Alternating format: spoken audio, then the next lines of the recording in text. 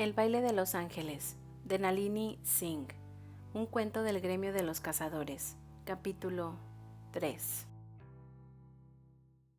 Al entrar la vio luchar con sombría determinación contra un vampiro que la había hecho retroceder casi hasta el vacío abismal que caía al otro lado de la puerta abierta.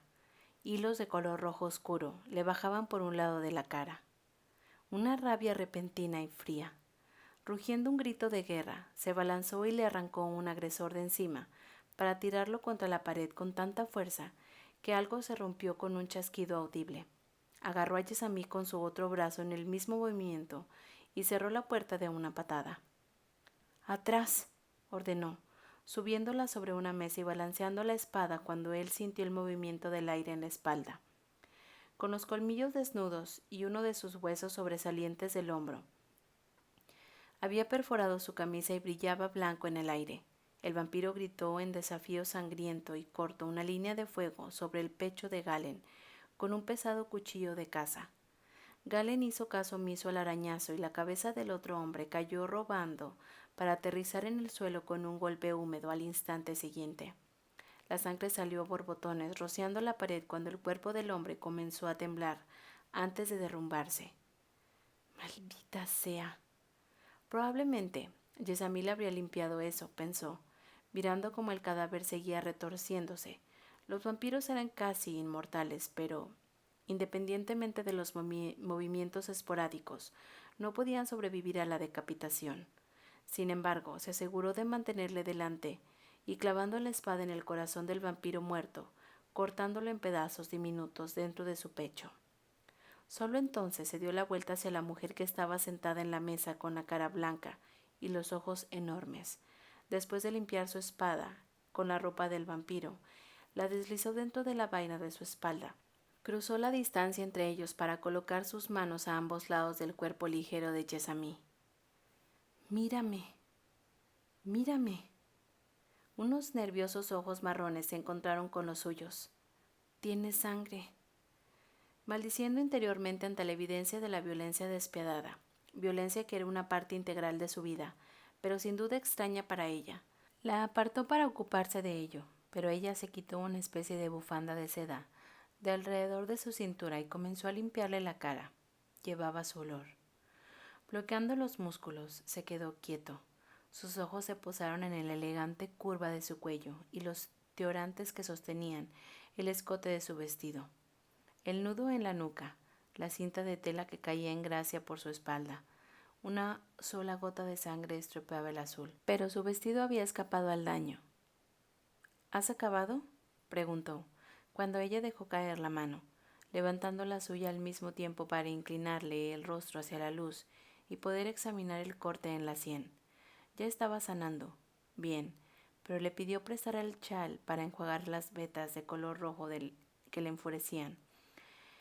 El dolor de la sangre era vívido a pesar de la carnicería.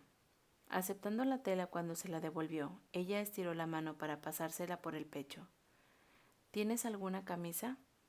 Disfrutando del toque tierno, muy diferente al de los otros guerreros que le habían cosido heridas peligrosas en la batalla para que pudiera continuar la lucha, dijo: «Sí, para las ocasiones formales», aunque la corte de Titus, incluso esas ocasiones, no habían requerido camisa.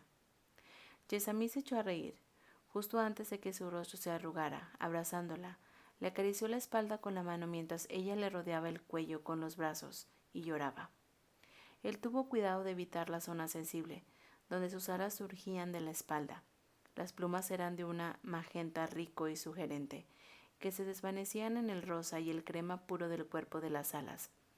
Robar esa intimidad sería devaluar su valor. Esperaría hasta que Yesamí le invitara a tocarla.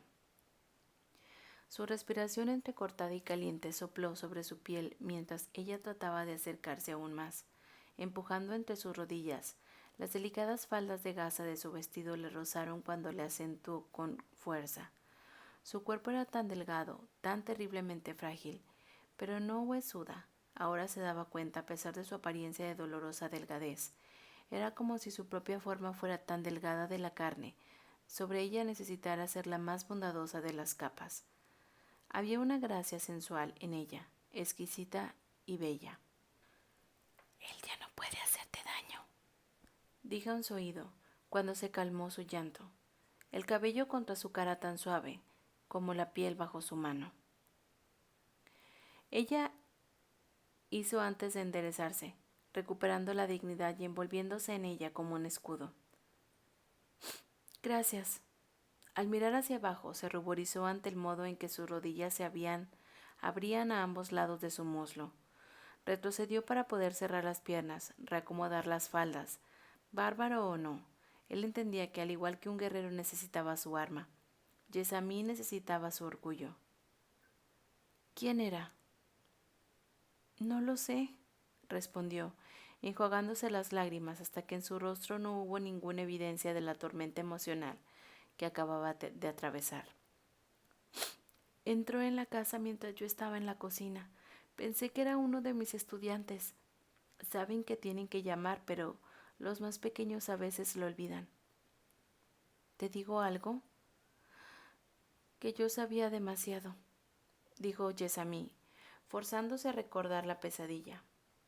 Que ellos no podían correr el riesgo. El vampiro había caído sobre ella antes de que se hubiera dado cuenta del significado de sus palabras. Impulsada por el instinto, había logrado cortarle con el pequeño cuchillo que tenía en la mano antes de que él le golpeara la cabeza contra el borde de la puerta que había arrancado, aturdiéndola lo suficiente para que la cosa lograra empujarla a las rocas implacables de abajo. Yesamí tenía más de 2000 años de antigüedad, y aunque no era la más fuerte de su clase, no tenía nada de débil. La caída no lo hubiera matado, pero la habría roto en pedazos, que habría tardado años en recuperar. Tal vez una década. En el interín había permanecido muda, quieta como la muerte.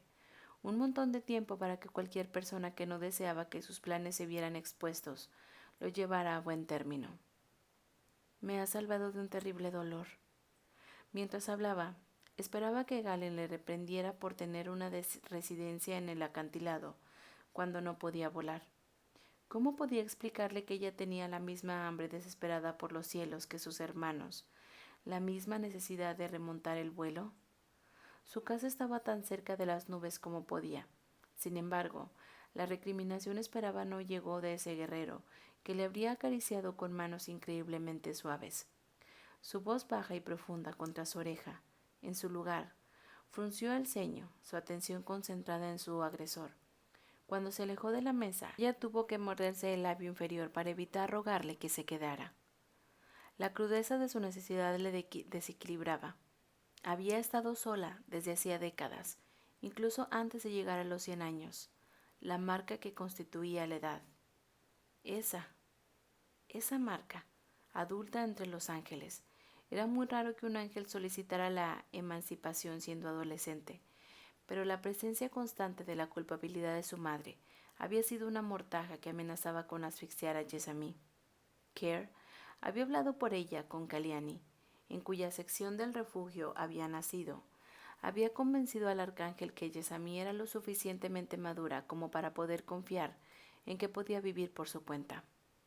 Con los años, su soledad se había convertido en algo que había abrazado, una parte de ella como su ala torcida y los ojos marrones, pero hoy no quería nada más que ser abrazada, ser protegida por el gran extraño que se encontraba, registrando los bolsillos de sus agresores con una eficacia terrible.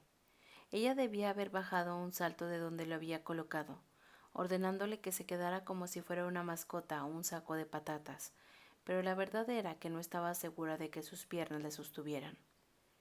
¿Qué has encontrado?, preguntó cuando él sacó algo del bolsillo del vampiro. Galen se levantó y se acercó para entregar el trozo de papel. Lo abrió y sintió que su ritmo cardíaco se estremecía. Es un lugar y una hora. Mi casa. A esta hora del día a menudo vengo a casa a comer algo antes de ir a la biblioteca para trabajar. Generalmente enseñaba por las mañanas, a pesar de que a veces cambiaba las lecciones a las tardes, sobre todo cuando los días eran oscuros y fríos. Los niños nunca querían despertarse temprano. Entonces, dijo Galen, flexionando el hombro mientras ponía una mano sobre la mesa al lado de su cadera, el calor salvaje del desconocido, pero no indeseado. Alguien te conocía o te vigilaba el tiempo suficiente para conocer tus patrones. Los ojos de ella se desmoronaron en el cuerpo del vampiro muerto. ¡Qué desperdicio! Él hizo su elección. Con esas palabras despiadadas, Galen volvió a mirar el cuerpo, la pared salpicada de sangre roja que ya estaba coagulando. Limpiaré esto, pero primero tengo que informar a Dimitri. Volaremos donde él. No. Ella lo empujó por los hombros cuando él fue a cogerle en brazos. Galen frunció el ceño, sus ojos verde pálidos se volvieron mares tormentosos. No voy a dejarte caer. No es eso. Su resistencia que la llevara volando tenía su génesis en la agonía de haberse dado cuenta hacía mucho tiempo que cada sabor del cielo solo profundiza la hematoma de la pérdida. Ni siquiera los mejores amigos podían llevarla a volar siempre que lo necesitaba. No vuelo con nadie. No voy a dejarte aquí sola. La voz profunda y un muro de músculos flexibles. Estaré bien. Sus ojos se apartaron de la ruina sangrienta del cadáver. La lucha contra la bilis le quemaba la garganta. Esperaré en el patio delantero. Galen bufó, le puso las manos alrededor de la cintura y la levantó de modo que los dedos de los pies colgaron por encima del suelo, agarrándose a sus hombros. El calor de él ardió a través de sus palmas. Preguntó: ¿Qué estás haciendo? Su voz sin aliento. Él respondió sacándola de la cocina con sus gracias silenciosas. El patio empedrado que ella había bordado con coloridas macetas llenas de cascadas de flores silvestres. Allí la puso por fin de pie y la miró. Espera. Quieta, espera, murmuró a su ancha espalda mientras él volvió al interior, a zancadas, haciendo todo lo posible por sentirse insultada, pero la verdad era que no. Solo la había salvado de una agonía inimaginable. Le había hecho sentir lo bastante segura para llorar, y luego la había abrazado con una ternura dulce y ruda. La ira no era la emoción dominante que sentía hacia Galen. Cuando regresó con sus sandalias y se puso de rodillas para ponérselas en los pies, con sus alas de un gris rico y oscuro contra las piedras del pavimento, comenzó a discutir que podía hacerlo ella misma. Pero Galen, como ya había empezado a aprender, era una fuerza irresistible cuando quería algo. Ya le había puesto las sandalias unos momentos más tarde. La piel de sus manos callosas, el contacto íntimo hizo que su abdomen se contrajera. Levantándose, la tomó de la mano. Vamos. Ella no rompería la sensación de propiedad, vestigios del territorio que había sentido mientras luchaba para no ser arrojada, a las fauces dentadas de la garganta. Todavía le susurraba de manera fría y empalagosa a través de las venas. Mi vecina más cercana, Ali, es por ahí, dijo, y señaló el estrecho sendero entre las rocas de delante. Me quedaré con ella mientras buscas a Dimitri. Galen entrelazó sus dedos cálidos y fuertes con los suyos. Extendió una ala de manera protectora detrás de ella al mismo tiempo. Las plumas que formaban estrías blancas brillaban con hilos ocultos de oro blanco. Hermoso, pensó. Galen habló tras ese sorprendente pensamiento. ¿Tu padre te llevaba a volar? El dolor del retorcido corazón mientras empezaba a andar a un vano intentó por escapar de la pregunta. No me preguntes esas cosas. ¿Debo simplemente ignorar el hecho de que tu ala está retorcida? Titus tenía buenos modales, dijo, enfurecida por la facilidad con la que él acercaba en las antiguas y dolorosas de las heridas que le marcaban. ¿Por qué tú no? El ala de Galen le rozó la espalda, pesada y caliente, pero sus palabras no tuvieron piedad. Creo que la gente que aquí camina de puntillas a tu alrededor sobre el tema del ala, y tú se los permites. Tratar de secar la mano de la suya fue como tratar de sacarla de la roca sólida. Puedo caminar el resto del camino sola. La casa de su vecina estaba ahora a la vista. Vete a informar a Dimitri. En vez de obedecer, él siguió caminando y ella tuvo que moverse con él, a arriesgarse a ser arrastrada. Creí que tenías más valor, Jessamine. Quería golpearlo, patearlo, herirle. El impulso le era tan extraño que se obligó a retroceder mentalmente, inhalando una bocanada profunda del aire frío de la montaña. Tengo más valor de lo que nunca vas a entender, respondió, cuando se detuvieron frente a la casa de Alía, la espalda rígida por el orgullo. ¿Cómo se atreve a decirme eso? ¿Cómo se atreve? Esta vez, cuando tiró, él le soltó la mano y ella se dirigió a la puerta, la espalda tan rígida que él tuvo una vista perfecta del ala, que le había obligado a tener valor, cuando la mayoría de los ángeles eran bebés sonrientes, pero no se inmutó, no dudó y no miró atrás. Dimitri miró el cuerpo, luego la mancha negro, rojiza de sangre de la pared. ¿Cómo está Jessamine?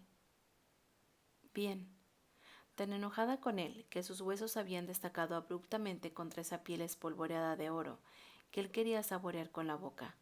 Un impulso primitivo, tan primitivo como el deseo que tenía de acariciarla con la mano, la exuberante de sus alas. La suavidad de sus plumas eran una exquisita tentación.